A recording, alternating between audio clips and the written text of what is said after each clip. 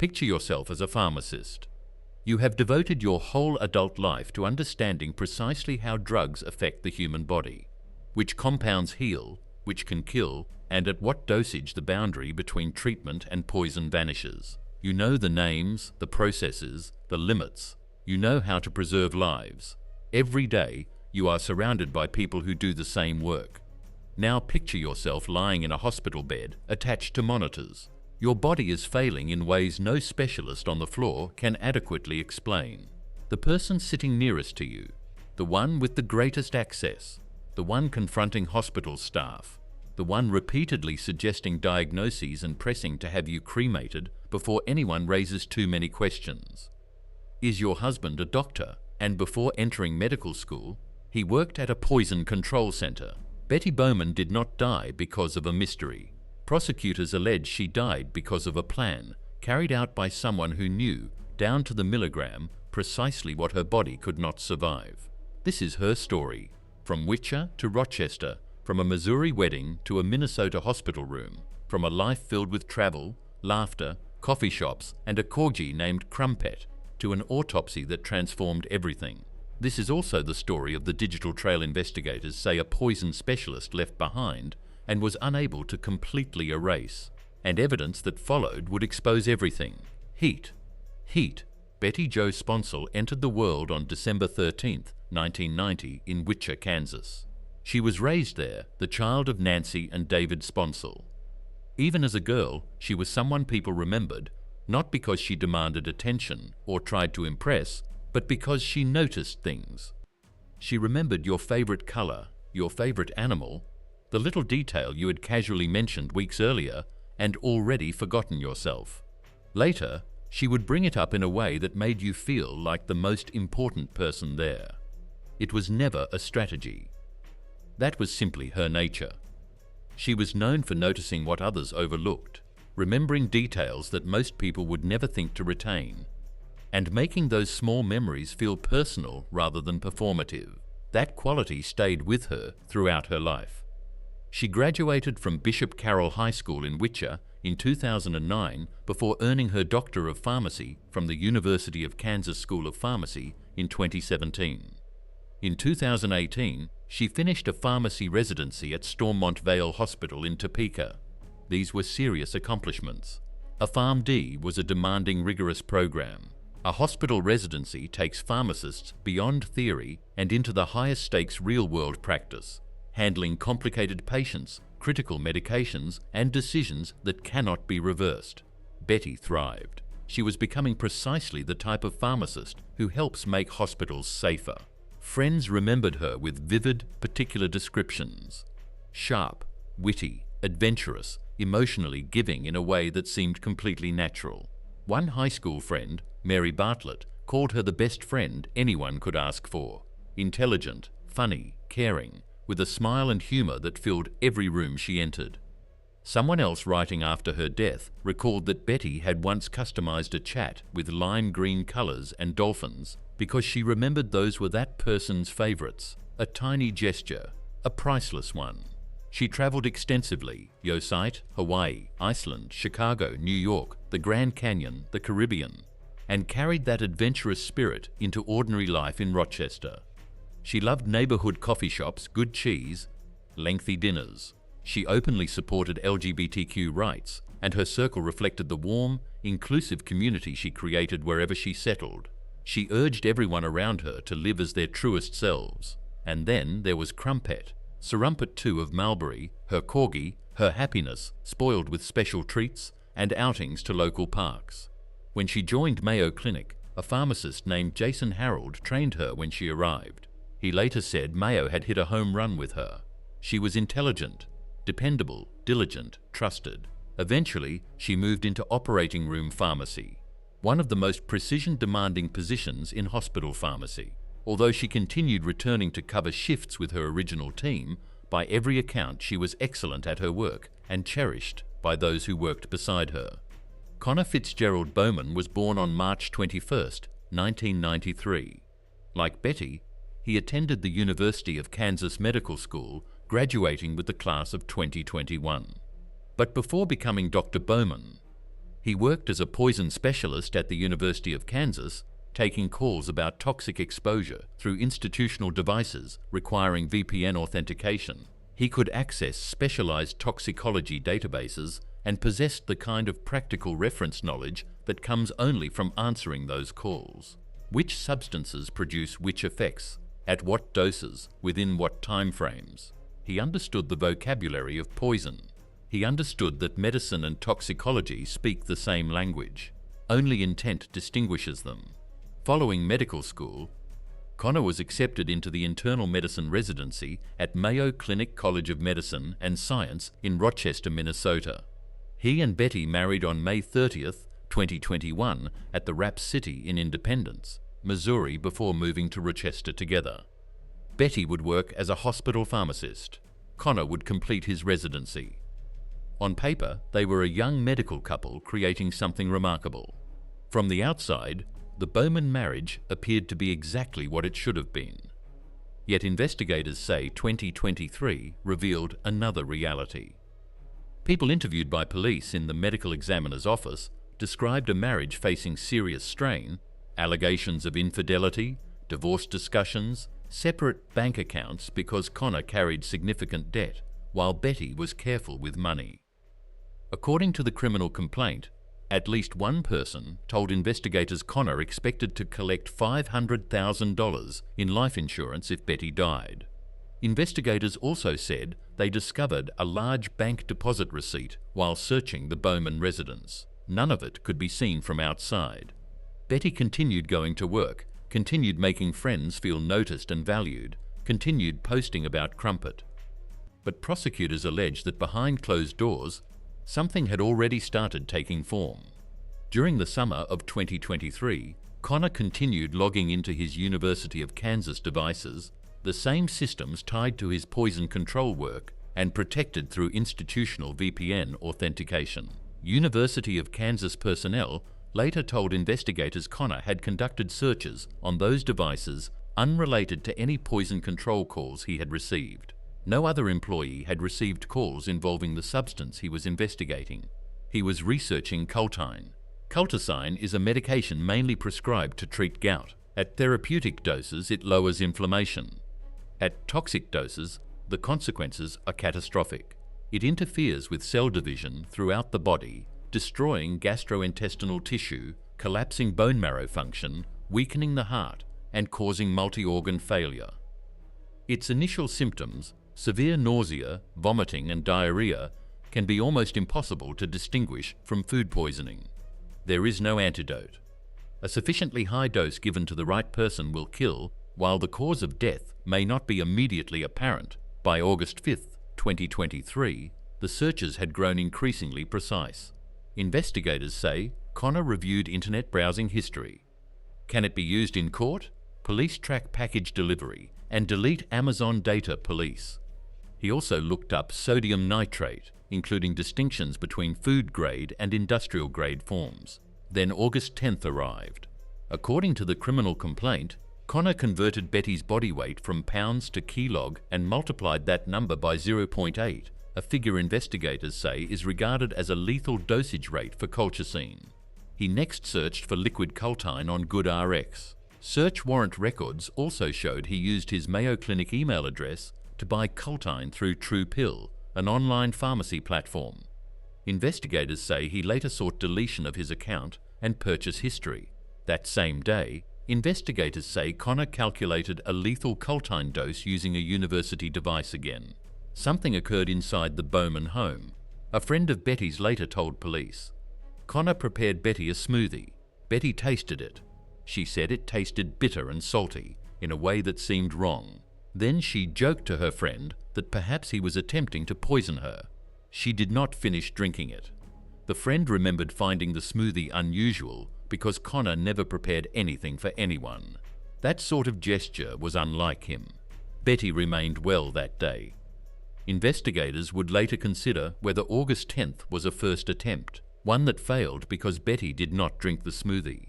That allegation has not been proven at trial, despite the disturbing timing. Still, the timing weighs heavily in the record. A lethal dose calculation, a bitter beverage, a joke that proved not to be a joke. And 5 days later, Betty was of the hospital. On August 14th, Betty sent a message to a man identified in court records only as SS. She had several days off and wanted to spend time with him. They arranged plans. On August 15th, they met. That evening, Betty texted that she was home drinking with Connor. It sounded like an ordinary night. Nothing suggested what was already inside her body or what was about to happen that evening. The following morning, August 16th, Betty messaged SS once more. She was extremely sick and unable to sleep. She believed something she had consumed, something in a drink or smoothie, had made her ill. That message would become one of the most important pieces of evidence in the entire case. It placed the beginning of her illness inside the Bowman home on the night of August 15th after drinks with Connor. Blood taken from Betty when she was admitted to the hospital that same day, August 16th, would later test positive for colchicine. Betty entered a hospital in Rochester on August 16th, 2023, suffering severe gastrointestinal distress and dehydration.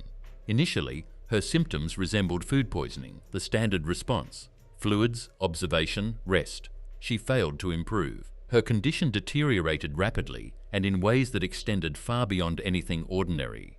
Her heart began experiencing serious complications. Fluid gathered inside her lungs. Her organs began failing. Surgeons found necrotic tissue in part of her colon, tissue that had simply died, and removed a portion of it. Her body was being destroyed from the inside. Throughout this, Connor remained present. He was her husband. He was a doctor, and he continued offering explanations to the medical team. His proposed diagnosis, hemophagocytic lymphohyocytosis, or a rare, serious immune disorder in which the body's own immune system attacks its tissues. It was an unusual diagnosis, one that matched symptoms while resisting simpler explanations. Tests were performed, but results were inconclusive. Betty was never diagnosed with HLH, yet Connor continued directing the medical narrative toward it. Betty Jo Bowman died on August 20th, 2023, at St. Mary's Hospital in Rochester, Minnesota. She was 32 years old, just 4 days from hospitalization to death. Her obituary listed the cause as a sudden onset autoimmune and infectious illness. It named HLH. It asked guests at her celebration of life to wear rainbow pride or corgi-themed clothing because that was the kind of woman Betty was, even in the way she was remembered. Her family described her as a beloved friend, sibling, mom to corgi, pharmacist, and treasured member of their lives. Her kindness and warmth affected everyone who knew her. To the world, it was a tragedy. To the medical examiner's office, it was a question. Following Betty's death, a cremation order was placed. The Southeast Minnesota Medical Examiner's Office stopped it. According to the criminal complaint, Connor argued that Betty's death was natural, said she should be cremated immediately, and attempted to stop the autopsy by claiming Betty had not wanted to be a cadaver. He also asked whether toxicology testing would be more extensive than the hospital's own testing, and requested a list of the particular substances that would be screened. Forensic investigators later described those questions as significant.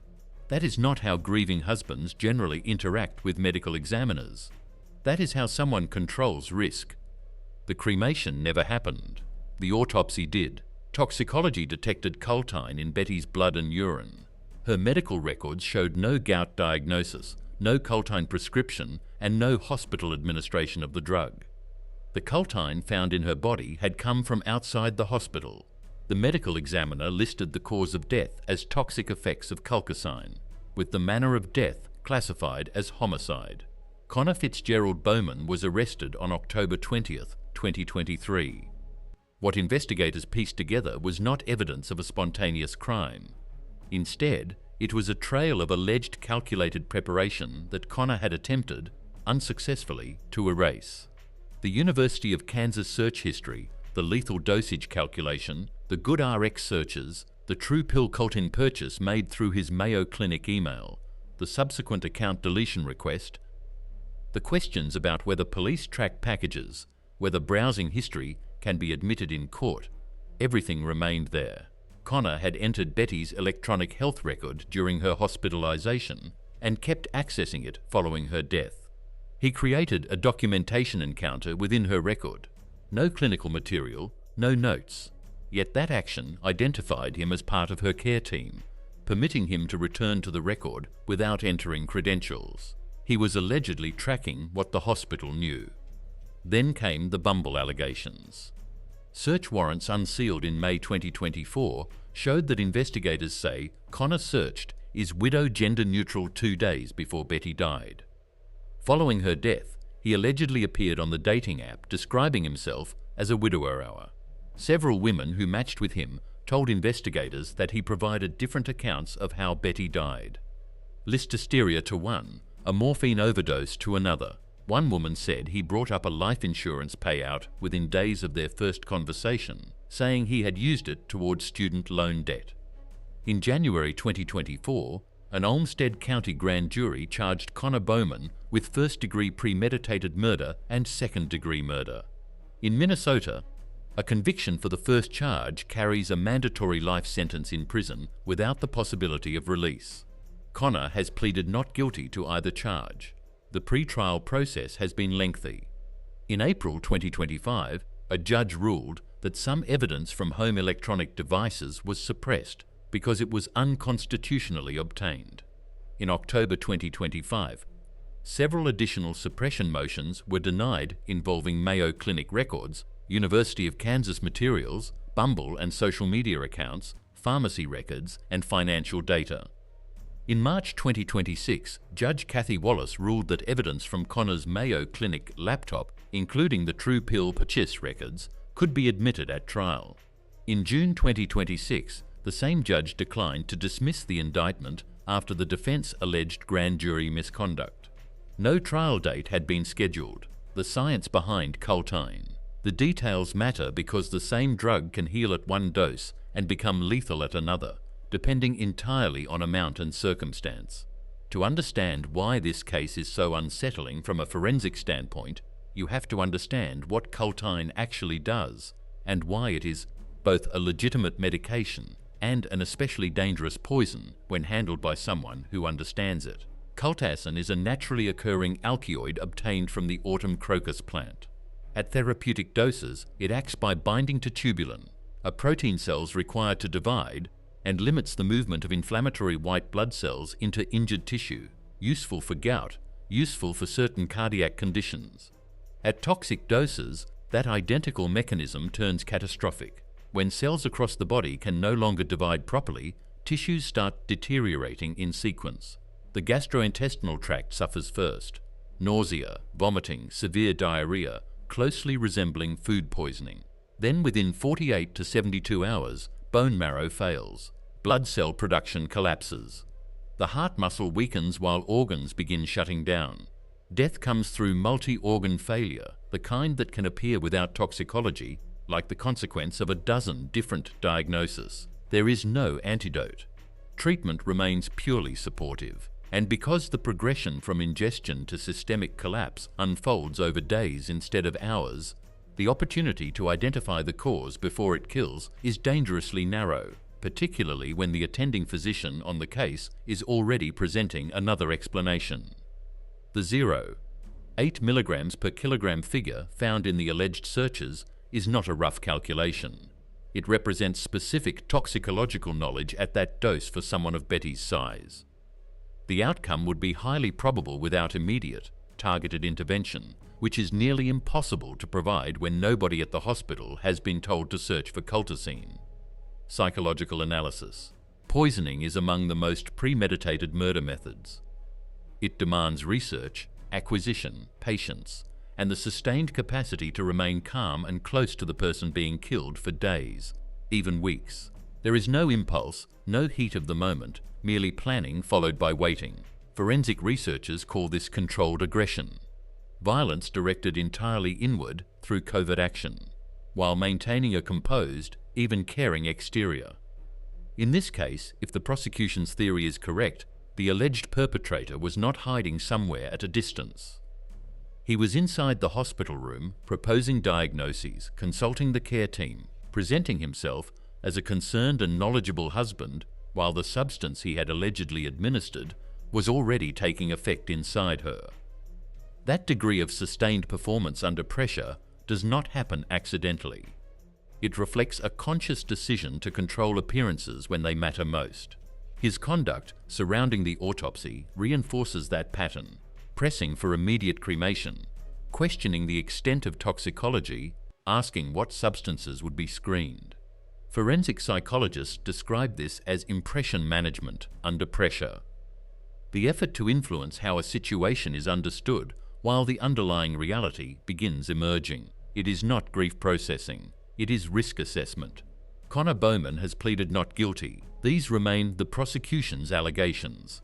But the psychological pattern they outline, premeditation, impression management, emotional detachment, is one forensic researchers recognize. Betty Jo Sponsel Bowman was 32 years old, a pharmacist, a Mayo Clinic professional, a Wichita girl who remembered your favorite color, a traveler, a corgi mom, a friend who showed up, the kind of person who made you feel noticed simply by sharing the same room. The first mystery was why she died. The second was why her husband appeared so prepared to explain it. The cremation never happened. The autopsy opened the story wide, and a digital trail of searches, purchases, and deletions may be what a jury ultimately decides. Every case leaves questions behind. What's your verdict? If you enjoyed this investigation, like the video and subscribe to Crime Scene Files for more true crime stories. Tell me your theory and where you're watching from in the comments now. Click the next case on your screen, because the truth is never as simple as it seems.